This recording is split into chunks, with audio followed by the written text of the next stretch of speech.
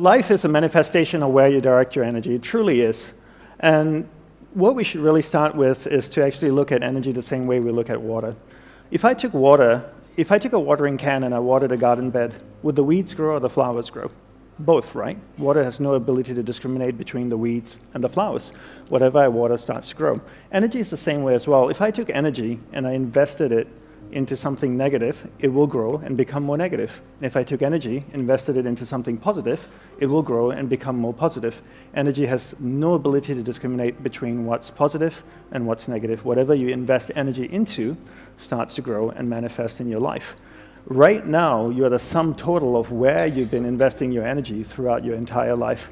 So the goal really in life is to figure out what it is you want. Right? What's your purpose in life, who and what's important in your life, and be able to direct energy towards that so that you can manifest that in your life. So where do we begin with this? We begin by understanding how the mind works. I'll have to say with you, after living 10 years as a celibate monk in a cloistered monastery in Hawaii, this would probably be the most important thing I could ever share with you, understanding how the mind works. From a monk's perspective of understanding the monk and experience of a monk's perspective of understanding the mind and experience of the mind, and my perspective and my experience of the mind, there are two things we need to understand: awareness and the mind. Let's define what they are. Let's define awareness as a glowing ball of light. So imagine an orb, a glowing ball of light that can float around. Let's call that awareness and put that aside. Now let's define the mind. Let's define the mind as a vast space with many different areas within it. One area of the mind is angry, hatred, jealousy, joy, happiness, sex, food, art, science, technology, a whole bunch of different things, right? Your awareness, that ball of light, can actually move to any area of the mind you want it to go to. So if your awareness, this glowing ball of light, goes to the happy area of the mind, it lights up that particular area of the mind. You become conscious of being happy. Are you happy? No, you're in an area of the mind called happiness. If this ball of light goes to the angry area of the mind, it lights up that particular area of the mind. Are you angry? No, you're in an area of the mind called anger. And by using your willpower and your powers of concentration, you can actually take your awareness, this ball of light, to any area of the mind that you want to go to. And here's the most important part. Where your awareness goes, that's where your energy is flowing. So if your awareness goes to the angry area of the mind, your energy is flowing there, it's actually strengthening that particular area of the mind. So this is the theory of it. So let's do a little practical exercise to see if this actually works or if it's just some monk talk, okay? So for that, I need some audience participation. I need all of you to sit up straight in your chair, okay? And put your feet down on the ground. And if you're leaning back in your chair, sit forward a little bit. Keep your spine straight. Roll your shoulders back. You can keep your head nicely balanced on top of your spine. Your eyes are closed. Don't worry, we're not going to chant or hold hands. Until later, just kidding. So take a slow, deep breath in with your eyes closed. Take a slow, deep breath in, slowly exhale. Then take another slow, deep breath in again, and then slowly exhale. I want you to become aware of the chair that you're sitting on. Is it comfortable? Is it not comfortable? The temperature of the room? Is it cold? Warm? What about your body posture? Is your spine straight? Your shoulders rolled back? You're sitting a little bit forward, your head nicely balanced on top of your spine. Now I want you to become aware of the most recent wedding that you attended. Do you remember whose wedding it is? Were you happy for the couple getting married? Try and think as much detail as you can about the wedding. Do you remember what you wore to the wedding? Do you remember what the bride wore? Did she make a good choice with her dress? How was the food at the wedding?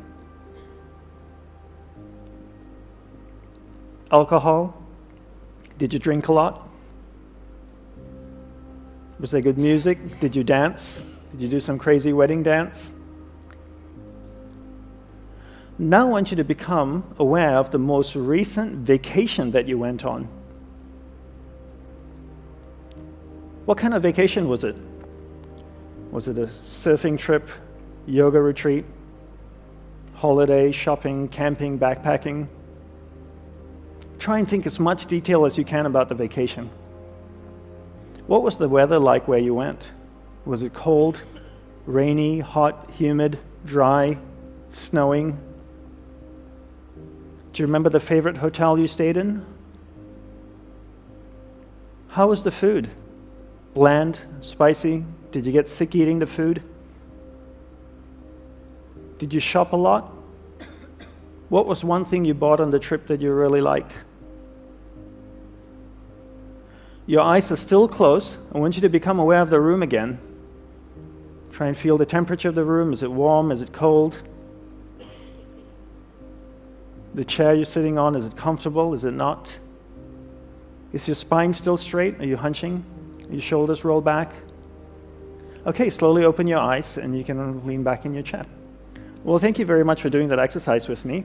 That exercise is really to prove two things to you. One is there's a clear separation between awareness and the mind, two completely different things. Second is you can actually take your awareness and move it to any area of the mind you want it to go to. Well, you gave me permission to do it, so I took your awareness from the room, I took it to an area of the subconscious mind where the memory of the wedding resided, and then I took you to the vacation area of the mind, and then back to the room again. How do I know you were thinking about the wedding? Well, I had my eyes open and your eyes were closed. And when I asked questions, I could see the reactions in your face. Did the bride make a good choice with her dress? A couple of you went, okay. Did you drink too much? A few heads went down. So I knew you were thinking about the wedding, right? So I took your awareness to different areas in the mind. This happens all day. All day we allow people and things around us to dictate where awareness goes in our mind. Let's do one little exercise again just to emphasize this point, because to me this is really, really important, and it's the crux of really managing energy in your life. Can you remember your first kiss? Do you remember who it was? Do you remember his or her name? Do you remember where it took place? Back of Dad's car? Behind the garage? What was the experience? What was the emotion that was associated with that experience? Come on, really think about it. It wasn't that long ago. Come on. Were you embarrassed? Were you nervous? Do you remember?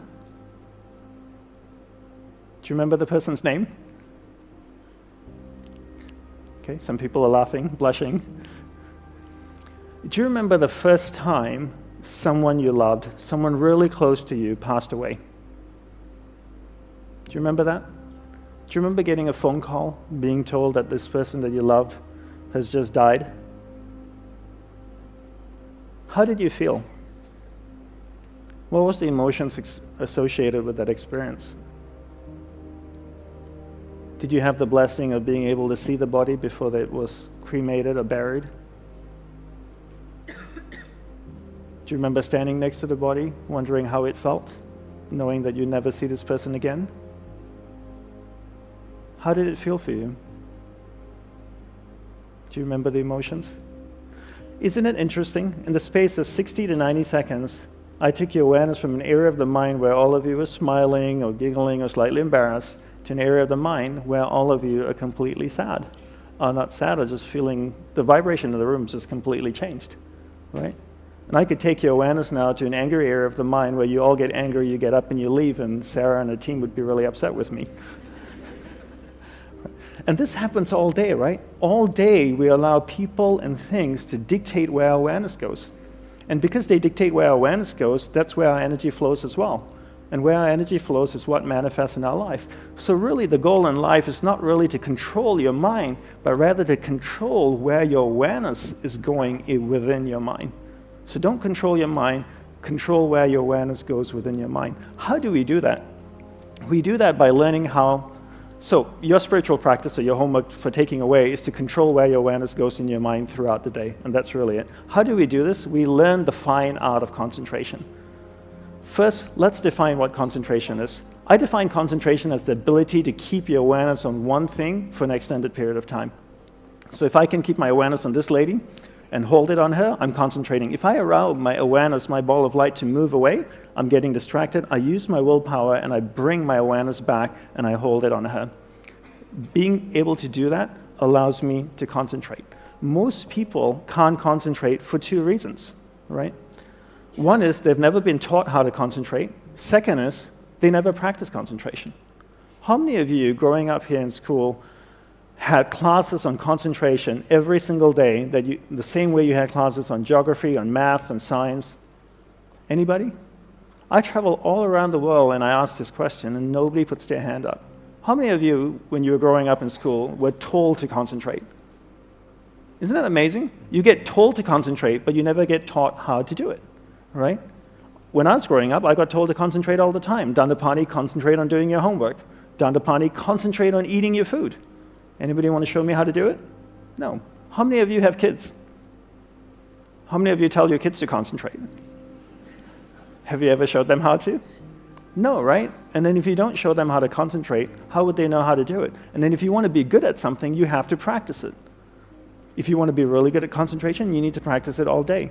People are good at distraction because that's what they practice all day long. It's not that they don't have the ability to concentrate, they've just practiced distraction and become really, really good at it. So how do we concentrate? We concentrate by practicing doing one thing at a time and integrating this practice into our everyday life. So for me, I look at my average day and I ask myself, what's a reoccurring event in my life? Every day I speak with my spouse. Every time I speak with my spouse, I give her my undivided attention. I keep my awareness on her. It drifts away, I bring it back. It drifts away, I bring it back. I keep my awareness on her, I give her my undivided attention. Now every day I also speak to my clients. I speak with my clients, I speak with my friends, family.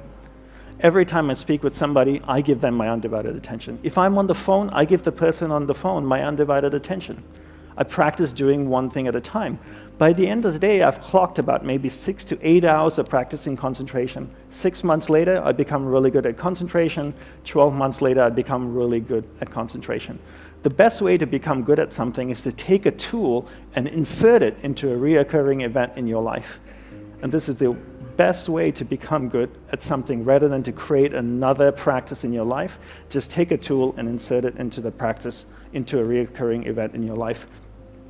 So your homework is to give someone, or whatever you're doing, your undivided attention. Pick one person in your life for the next 1 month that you will give your undivided attention to. Every time you speak with that person, stay completely focused on them, keep your awareness on them. The rest of the day you can go ahead and be a squirrel, but just whenever you're speaking with that person, give that person your undivided attention. And you need to practice and build in incremental steps. The other thing we need to learn to develop is our willpower. Right? Everybody is born with various levels of willpower, but one thing we never get taught to do is to actually develop willpower. And willpower is like a muscle. I call it a mental biceps. If I could draw biceps around my mind, that would be my willpower. There are 3 ways to develop willpower. 1, finish what you begin. 2, finish it well beyond your expectations. 3, do a little bit more than you think you're able to do. All of these 3 ways require effort, and that effort is willpower. Right? So how do I develop willpower? I take these 3 methods and I apply it to things that reoccur in my life. What's something that reoccurs in my life every day? Every day I sleep. What a great opportunity to develop willpower. Before I go to sleep, I floss, I brush my teeth, put on my pajamas, I go to sleep. When I wake up in the morning, I finish the process of sleep. How do I finish the process of sleep? I make the bed every day. So every day I wake up in the morning, I make the bed. What's something else that I do every day? Every day I have breakfast. If I have time to make breakfast, I have time to eat breakfast, then I have time to do the breakfast dish and put it away, right? So I finish the process that I began, and I bring this into everything that I do. Then throughout the day, I develop willpower. The more I practice this, the better I get. Now I have tremendous amount of willpower. After 6 months, I've developed a lot of willpower. Every time my awareness drifts away, I use that mental muscle, that willpower, to bring my awareness back. Then I use the powers of concentration that I've developed to hold my awareness on what I'm focused on. And because I'm focusing on that, where my awareness goes, energy flows, and now my energy is flowing towards what I want. That starts to manifest in my life. That's why it's so important, firstly, to understand there's a separation between awareness and the mind, 2 completely different things. You control where your awareness goes, you control where your energy is flowing, and you control what's manifesting in your life. And you use your powers of concentration and your willpower to hold your awareness on the priorities in your life. The next thing we want to do is to learn to manage energy in our life. Right? This is based on the premise that we only have so much energy each day. We have a finite amount of energy each day. Each day we have this much energy. We take our energy and we invest it into people and things around us. We keep investing until we have no more energy left. We get exhausted. That's usually around 11 or 11:30 or midnight. We go to sleep. Our energy builds up again. We go out the next day and we invest our energy into people and things till we have no more energy. But the one thing most people don't do is we never evaluate who and what we're investing our energy in.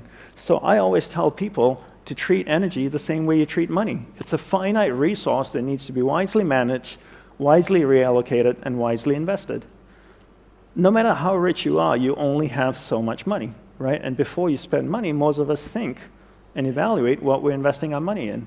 If somebody asks us for $5,000 or $30,000 to invest into a startup or a company, we would ask questions. We just wouldn't hand them $30,000. We would ask, what's your plan with it? What are you going to do with this money? What's my return on my investment? Because it's a finite resource. So why don't we do the same thing with energy? Before we invest energy into someone or something, why don't we evaluate if that person or that thing is deserving of our energy? Because if you only have this much energy, and if I took 10% of my energy and I gave it to John, that's 10% I could have given to my spouse, my business, the things and people that I love. Remember the law of thermodynamics. Energy cannot be created or destroyed, but it can be transferred or transformed from one thing to another, right? So I can't create energy. If I give 10% to John, I want to know he's going to do something good with it. Because if he's just going to squander it, I'd rather take it and give it to the people and things that I love.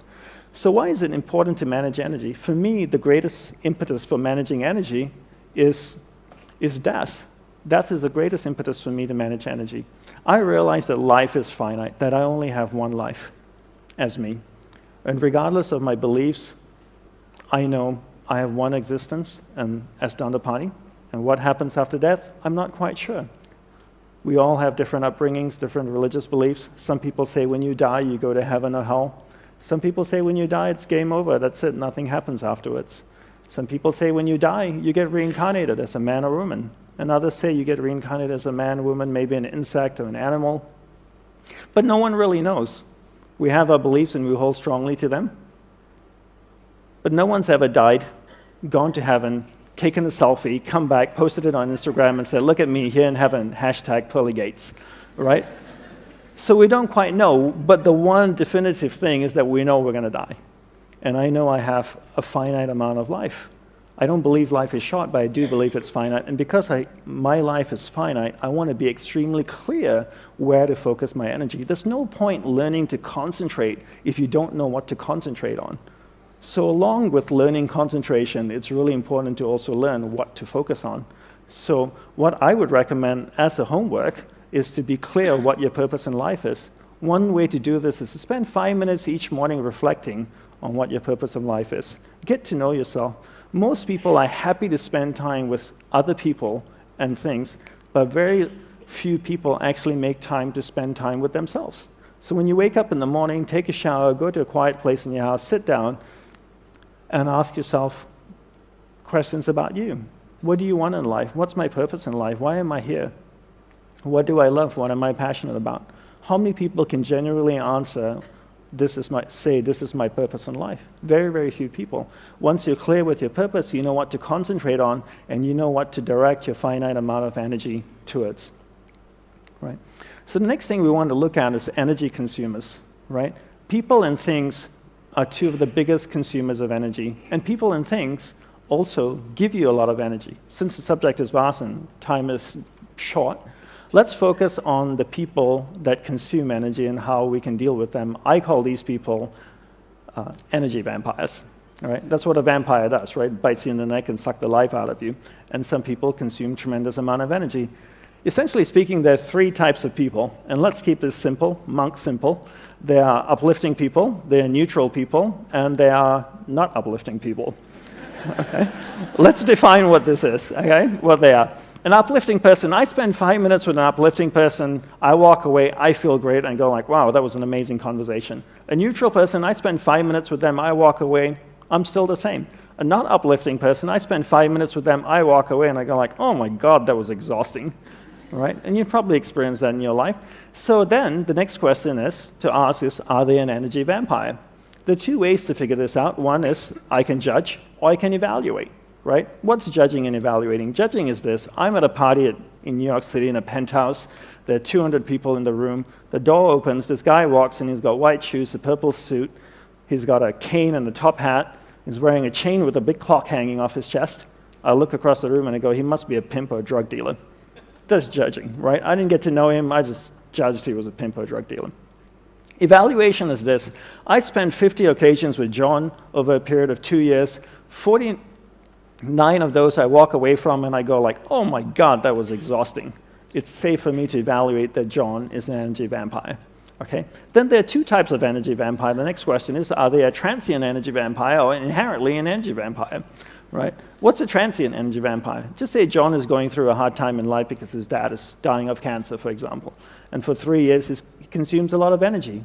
You know, he's always down. You need to uplift him. He's feeling very sad. It's okay. You give him that energy because he's your friend, and that's what we do. We express compassion, empathy, and love, and we support our friends during difficult times.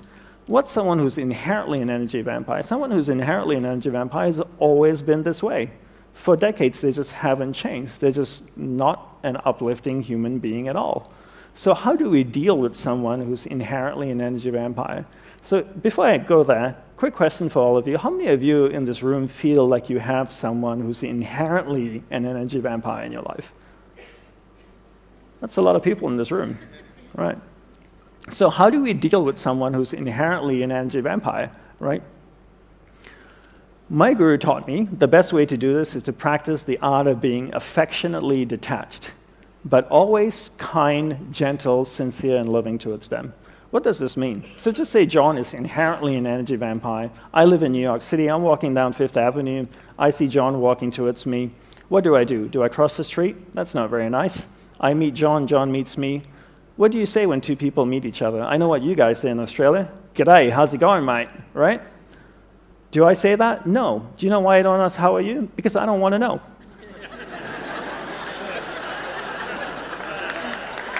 It's true. You have to understand, I'm in the monk business. When I ask somebody, how are you, they tell me their entire life story. It's a confession time, so I don't even ask, how are you? John asks me, how are you? I say, I'm doing very well, thank you very much. And then I reply, what a beautiful day in Sydney, right? It's true, I'm being sincere, I'm being kind. And then I say to him, please excuse me, I have something really important to do. It's true, my life is finite, and I'm very clear what my purpose is, right? I'm not lying. And then what do people say at the end of a conversation? It was a pleasure meeting you. Actually, it wasn't. Let's do lunch. Why? See you later. Not really, don't want to. Why do we say the things we don't mean and ask the questions we don't want answers to? So at the end of a conversation, I say, have a wonderful day, which is true. I know he's inherently an energy vampire, but I do wish he has a wonderful day. So the concept of being affectionately detached is to not engage with someone, right? Just to be kind, to be gentle, to be sincere and loving towards them, but not engaging with them. What's another way to protect yourself from an energy vampire? Is to place the burden of responsibility on them. What does that mean? I'll give you an example. I have a client of mine who's an expert in social media, right? So a lot of people want to get together with him, have a cup of coffee, a glass of wine. Let's catch up for lunch. Let's do dinner. Why? Because they want to pick his brain, right? And get information from him. And he can't sustain this because everybody wants a little bit of his time and is just can't live this way. So I told him, this is what you need to do. You need to tell this person who wants to meet with you to read your favorite marketing book. Read your favorite marketing book, write down 7 key points and email it to you. Once you receive the 7 key points from the book, tell them that you want to see what stands out to them in the book. Once you receive these 7 key points, you email them and say, let's meet up on this day for a couple hours and we can discuss a marketing strategy for you. You know how many people actually read the book and email him the 7 key points? Nobody. As soon as you place the burden of responsibility on someone, they don't do it. I travel all around the world. I speak, people come up to me and they want to ask questions. I always give them my personal email address. I tell them, please don't share it with anybody. Can you put your question down on this email and send it to me? One, it'll give me time to reflect on it, and I can give you a proper response. And they always say, for sure, I'll put it all down in email and I'll send it to you. You know how many people email me? Nobody emails me. Simple little task, right? I'm not asking them to do yoga, to meditate, to breathe out of one nostril. You just send me an email with your problems, and they don't do it. So place the burden of responsibility on someone. If you're somebody who's developed a particular skill, you're an expert in a particular niche, in a particular area, and you find that people want your time, they want your energy, the one simple way to protect yourself is to place the burden and responsibility on them. Give them a simple task to do and see if they do it. And if they fulfill that task and come back to you, then go out of your way to help them, okay? Another thing I want to talk about, so your spiritual practice is to every year evaluate the people in your life. Right? So go through a process of evaluation and reallocate your energy between people who uplift you and people that don't uplift you. And this is something that I do all the time, right? Another thing I want to talk about and wrap up with is mental energy vampires. What's a mental energy vampire? Mental energy vampire is unresolved emotional experiences that are sitting in our subconscious, right? Most people's subconscious mind looks like this Indian flower market. It's just packed with stuff because people don't resolve stuff as they go through life. Right? Everything that is once passed through your conscious mind in the form of experience is resident in your subconscious mind, and all these experiences have emotion attached to them. Right? One simple way to deal with unresolved emotional experiences is to do this exercise called the Vasana Daha Tantra. That's a Sanskrit name for it. And what it really is to take a piece of paper and write down the problem on it. Every experience has emotion attached to it. And I want to share with you a quote from Tesla, which I think really encapsulates the philosophy that I believe in or that I was trained in the monastery. Tesla says, if you want to find the secrets of the universe, think in terms of energy, frequency, and vibration. Everything is made up of energy, and it's vibrating at a certain frequency. So if I have an experience, it has emotion attached to it, it's vibrating in my subconscious mind. My goal is, I can't do anything about the experience because it's already happened, but what I can do to help myself is to remove the emotion that's attached to experience. So I take a piece of paper, I write down the problem. As I write down the problem, something really interesting happens. That experience moves from my subconscious mind to my conscious mind because I'm reliving it. The interesting thing that happens is the energy, the emotion actually comes out of the experience, flows through my hands into the piece of paper. Now I crumble the piece of paper and I burn it in a fire. It could be a garbage can, a fireplace, it doesn't really matter. Does the fire destroy the emotion? No, because you can't destroy energy. But what it actually does is transform the emotion in the paper into heat, flame, ash, smoke, and a whole bunch of different things. I remember the first time I ever shared this exercise was with a group of entrepreneurs in Perth, actually, about 5 years ago. And one of them said to me, look, DANDAPANI, I realize that experiences have emotion attached to them. And I realize as well, when you relive it or you're writing about it, it goes from your subconscious mind to your conscious mind. But this whole concept that emotion comes out of the experience, flows through your hands into the piece of paper, I find it really hard to believe. I find it that's a little bit too spiritual. I said, fair enough. So I asked him, do you have kids? He says, yeah, I have a couple of kids, a 4-year-old and a 6-year-old. And I said, on Father's Day, on your birthday, do they ever make you cards? They said, they do that all the time. Can you describe the card? Well, they say, usually go to the back of the house, they find an old piece of cardboard, they draw on it, they stick a bunch of things on it, stars and a bunch of ribbons, and then on Father's Day, on my birthday, they hand me the card. I said, how does it look? They go, well, it doesn't look that great. It's made by a 4-year-old. But I said, let me ask you this way. If you saw it in the store, would you pay money for it? And they go like, no way. But do you keep it? He says, yeah, I keep every single one. And I asked him why. He said, well, it's so full of love. I said, wait a minute, you're telling me your kids know monk magic? Because 2 minutes ago, I told you about putting emotion in a piece of paper, and you looked at me like I was a crazy person. And now your 4-year-old son knows how to do this. Right? Because he's taken a piece of paper, put his emotion in it, a piece of paper that you don't want, a cardboard that you didn't want, put his emotion in it, and now he's given it to you, and you hold it. So you can actually transfer energy from you, emotion from inside of you, into another matter. How many of you have kids and have one of those not-so-attractive drawings at home? Do you keep them? Why? You'd never be able to sell it to anybody. Nobody would want to buy it. Right? You keep it because they're so full of love. It's full of emotion. Right? So you can move emotion out of you. So the exercise here is really, if you ever find that you have unresolved emotional experiences sitting in your subconscious, consuming tremendous amount of energy, take a piece of paper, write it down, and then burn it in an ordinary fire.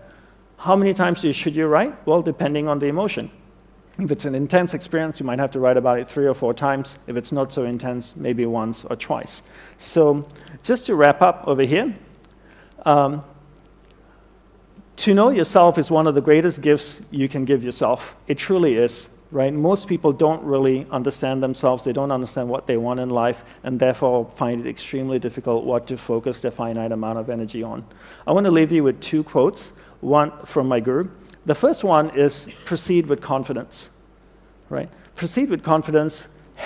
Believe in your ability to manifest something in your life, because you can. How do you manifest something in your life? You take your awareness, you focus it on that thing. You know how to develop concentration now. You keep your awareness on it. When your awareness is on it, that's where your energy is flowing. When your energy flows there, it starts to manifest in your life. And believe in your ability to do that and proceed with confidence.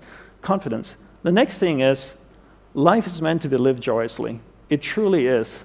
And if you're not happy with life, then something needs to be changed. If you ask most people what do they want in life, they'll always say, most people often answer, I want to be happy. Happiness should never be pursued. Don't pursue happiness. Pursue a lifestyle that results in happiness. And that's, for me, what I do. I never chase happiness. I pursue a lifestyle where the byproduct of the lifestyle is happiness. In order to find out what the lifestyle is, I need to know what my purpose in life is. In order to do that, I need to spend time with myself each day to find out who and what's important in my life, take that finite amount of energy that I have each day, focus it into those things. That starts to manifest in my life. The byproduct of that is happiness. Right? So I want to say thank you, and I want to leave you with a small gift. If you go to this website address, you'll find a 5-week online course on understanding the mind, and also on how to develop concentration and willpower. You're welcome to sign up for it. You just need your name and email address, and you'll receive that every week on email. Thank you very much, everyone. I hope you enjoyed it and find these things useful.